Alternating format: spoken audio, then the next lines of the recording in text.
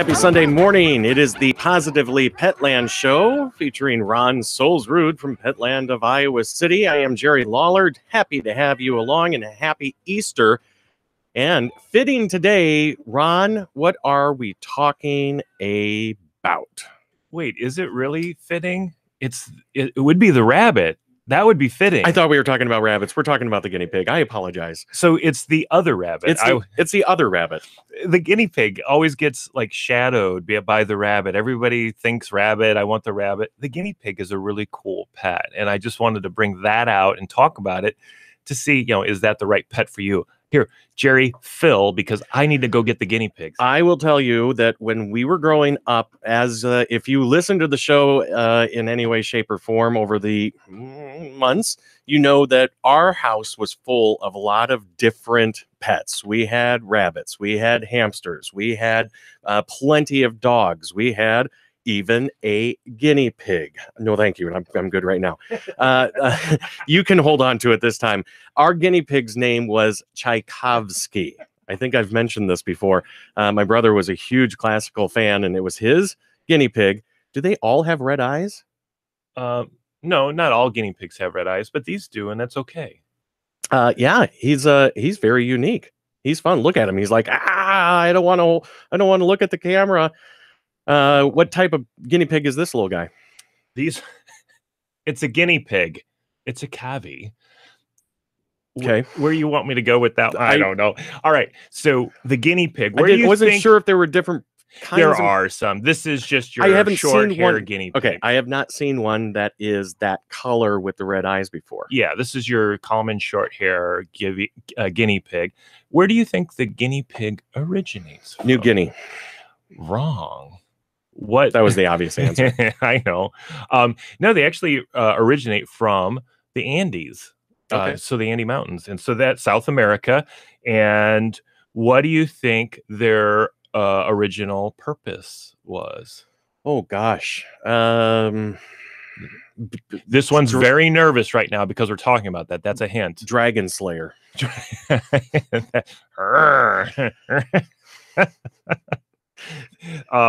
No. All right. The food source. It actually to this day is still. It was originally in the 1600s developed as a food source, and that's so people would eat guinea pigs. Yeah. Wow. There was also some religious things that were going on with guinea pigs that I don't know if that still is going on today down there, but I don't even know what that would have been. But it's reported. But we then brought them over here, and you know what? Another interesting thing about guinea pigs is they are not found in the wild. They never were. It's a domesticated from when they bred this variety right from then. So these actually don't live in the wild. Even in the 1600s, they never were in the wild? No, it was from different species of the same family, so they probably have some similar traits and all that kind of stuff. But today's guinea pig is only a domesticated little creature, so that's a kind of a neat little history thing about that. So you had a guinea pig. How old were you? 7. Yeah. So I had almost identical experiences. Was it your guinea pig or no? It was my brother's. Okay. In mine, it was mine. There was 5 of us kids, and so everything is everybody's. But right.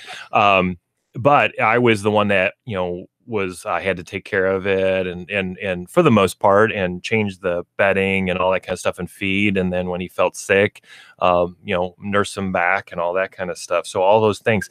How long did yours live? That I can't remember. That was 30 years ago.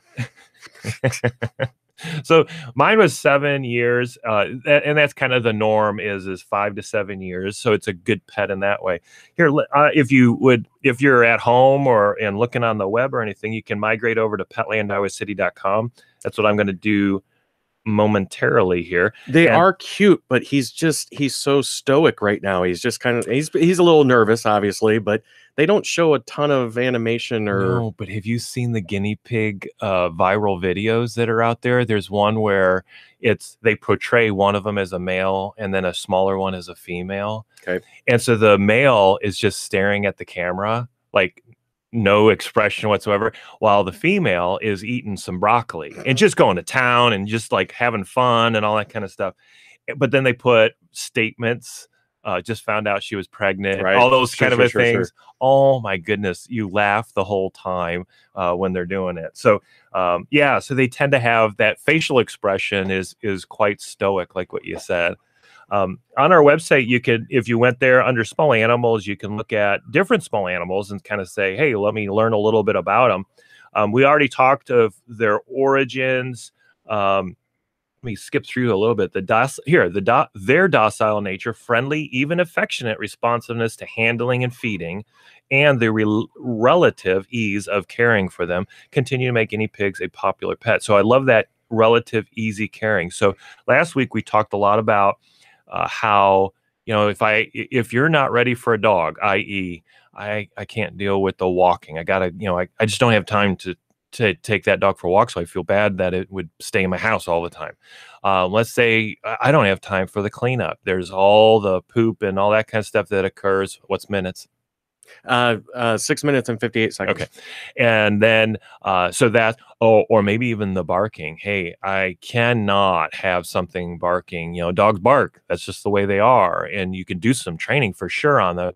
But I have no tolerance for that. Well, then maybe a small animal, and i.e. a guinea pig.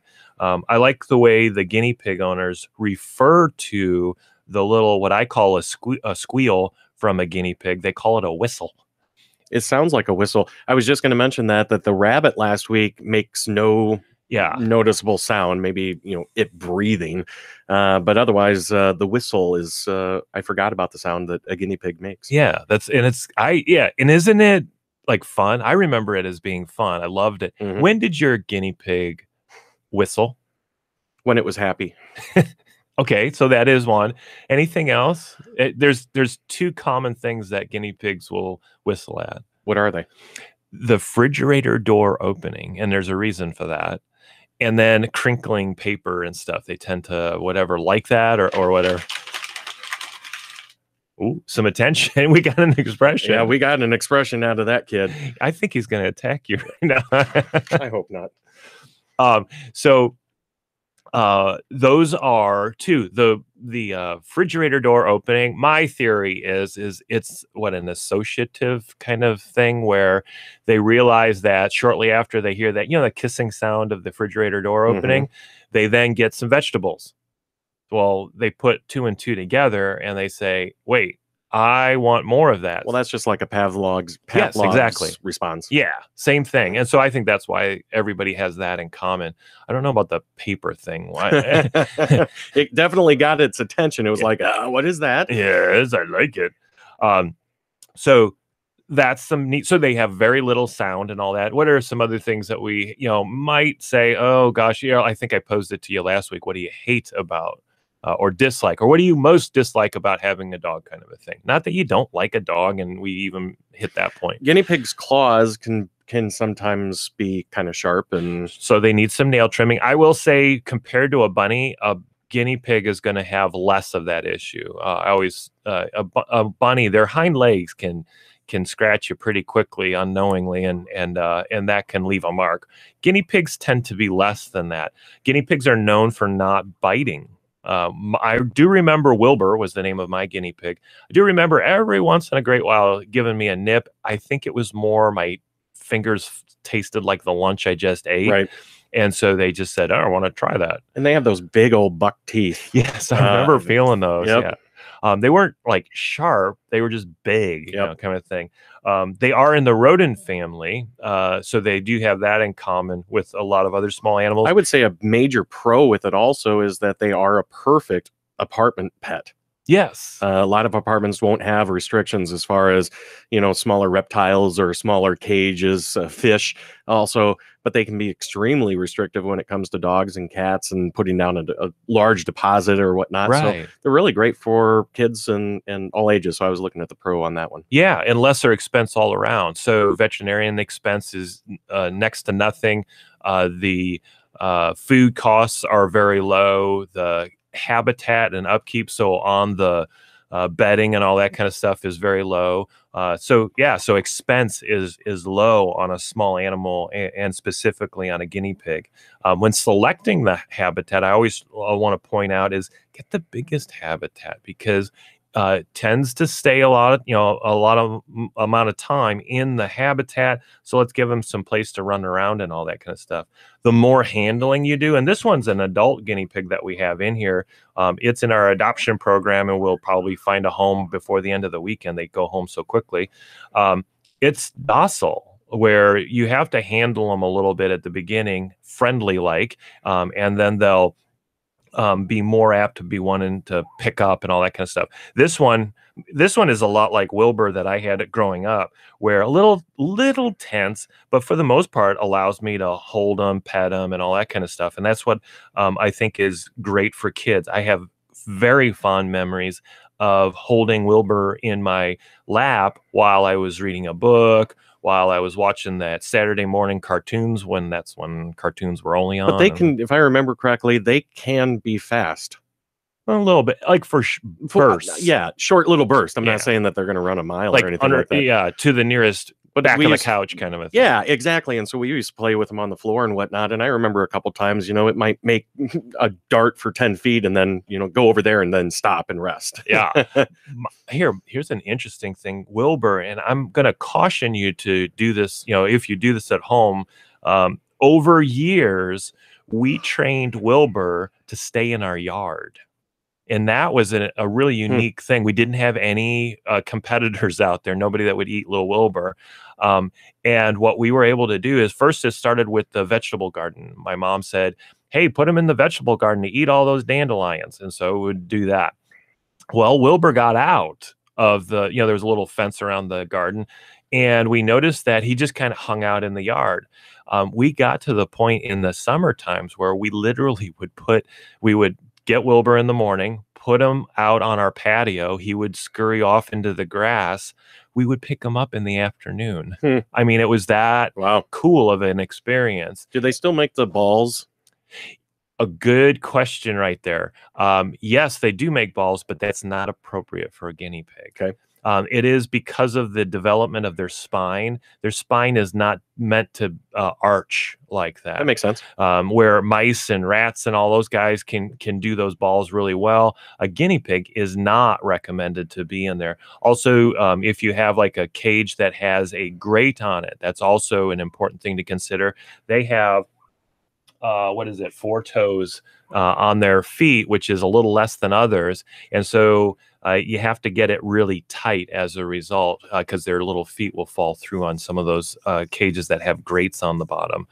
It's really easy to have just a bedding in there and just have it that way. You also can potty train guinea pigs.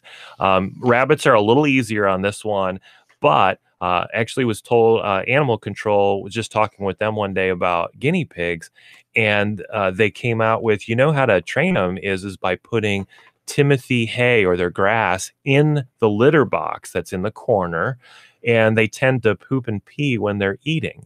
And so they just get used to going in that corner then. And so now you can train a guinea pig over time to go in a litter box. So now that's even less. And I was up at Cedar Valley Humane Society. You know how they took in all of those pets that probably over a month ago now. They still do have some really precious guinea pigs and rabbits up there. So check them out as well. I always say, if you can adopt, go for it. And so they do have some up there that you can get in on. And then we have babies and stuff like that in our store as well. So guinea pigs are really good. Let me see if I missed anything on our thing. Biological. Oh, here's a little known. Okay, have you ever heard the term, oh, you're just using me as a guinea pig? All right, here's the story behind that. Biological experimentation on guinea pigs has been carried out since the 17th century. So a while back. The animals were frequently used as model organisms in the 19th and 20th centuries, resulting in the epithet a guinea pig for a test subject, but have since been largely replaced by other rodents such as mice and rats. And I think most people, but I know there's the mice and rat people that have those as pets out there going, wait, I don't like that. They are still used in research primarily as models for human medical conditions such as juvenile diabetes, tuberculosis, scurvy, and pregnancy complications. So that's where that whole, hey, you're using me as a guinea pig came from, because there is that aspect of their history out there. So that's the guinea pig. That's the guinea pig in a nutshell. Jerry, how much time do we have left? 5-6 minutes. Okay. Do you want to move over to the AKC? Yeah. Let's talk about some breeds here. One was, I just was pulling them up, and I don't know if it came up while we were talking here. All right. We have here, I thought they were going to do it down to our city. Just looking at the most popular breeds, that was at the top of our story here, and just going through different cities. More and more, the Labrador Retriever just slam dunked it. But what do you think here in, let's see, Chicago? That's close. There's only one difference in the top 5 that I'm seeing there: the Labrador Retriever, the guinea pig, the German Shepherd, the Golden Retriever, the Frenchie, and then 5 is the Bulldog. That's the English Bulldog. Is going, and that's why I fight both of those, 4 and 5, French Bulldog and English Bulldog. I didn't feel there was enough breeders out there of those. It's a tough breed to breed, both of them. They both require, especially the English Bulldog, cesarean C-sections, get it out, and that then limits the ability for that female to have future litters and all that, because they retire them fairly quickly as a result. So that is one of the small breeds that popped in over in Raleigh, North Carolina, Raleigh. Yes, Raleigh. A small breed popped into their top 5. What do you think it is for a small breed? Yeah, I forgot about this one. It's not Chihuahua. No, it's not the Chihuahua. Bichon Frise. It is the Yorkshire Terrier. I put a good accent on there. That was really bad. There's so many fun breeds out there, though. The Terrier is probably one that I appreciate. The Terrier, like in general terriers, or the Yorkie? In general, I think that they're a fun, active breed. Trying to get to something here. Yep. I thought it was going to be a quick click. It said for a list of all of them. I was trying to pull it up also, and I don't know what the heck. I got the link, but it wouldn't go. I shouldn't have teased it. There's so many fun breeds. The Terrier is probably one that I breed. Now the whole thing is gone. Where did it go? Oh, here it is. See the full list of breed rankings for 25-15. Looks like a good link. Oh, now it went. And let's see if it's got what we're looking for.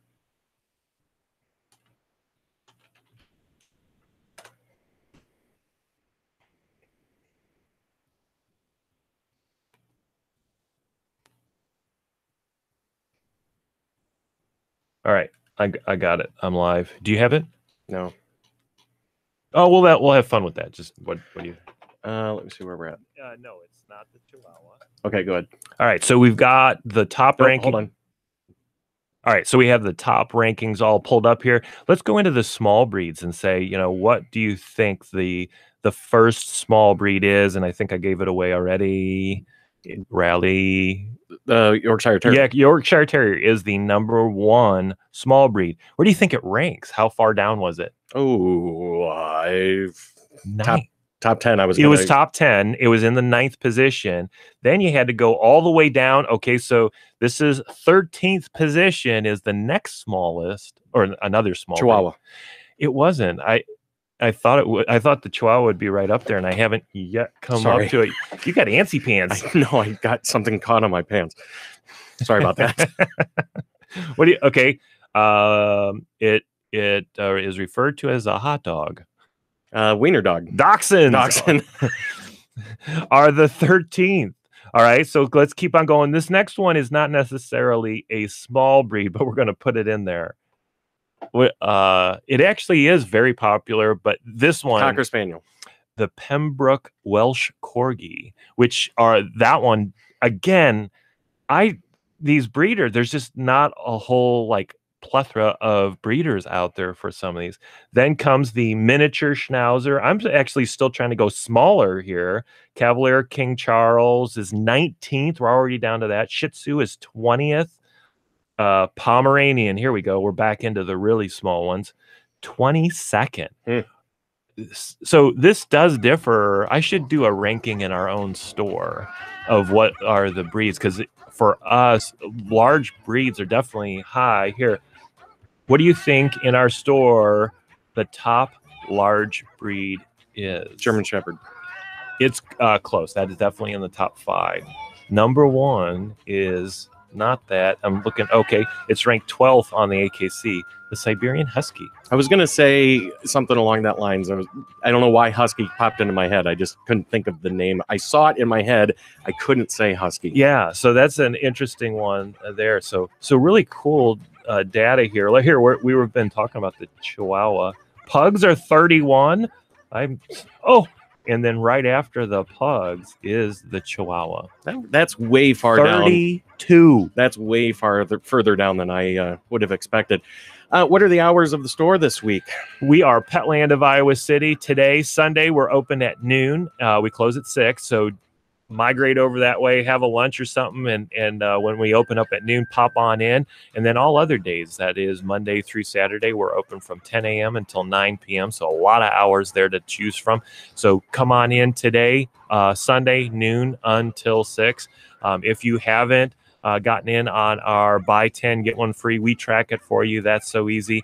Just come on in and ask us about it. We have I think we're over 30 brands of dog foods and expanding continuously. So if you're not seeing what you're liking, just give us a holler and we'll bring that in as well. And they're all competitively priced. In fact, we're now on some of the brands, we're the lowest price in town. So that's a pretty cool thing to have.